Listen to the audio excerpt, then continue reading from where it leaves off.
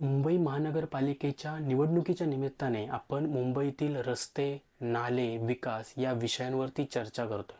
पण तुम्हाला माहीत आहे का, आजपासून 100 वर्षांपूर्वी मुंबईचा कारभार कसा चालायचा?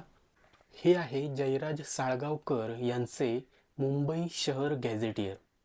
1909च्या काळात इथे कोणकोणत्या सुविधा होत्या आणि इथले प्रशासन कोणत्या पद्धतीने चालायचे याबाबतची इत्थंभूत माहिती इथे दिली आहे.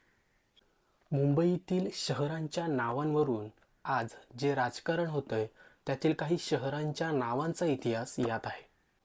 व्यापार करण्यात पूर्वी गुजरातमधील सुरत शहराची मक्तेदारी मोडून मुंबई एक व्यापाराचे केंद्र बनले. या मुंबईचा इतिहास हा अश्मयुगीन काळापर्यंत मागे जातो. मच्छिमार कोळी यांचं अश्मयुगीन मानवाशी बऱ्यापैकी साधर्म्य आहे. तुम्हाला या पुस्तकाबाबत माहीत होतं का? किंवा एखाद्या शहराच्या नावाचा इतिहास तुम्हाला हवा असल्यास कमेंट करून नक्की सांगा.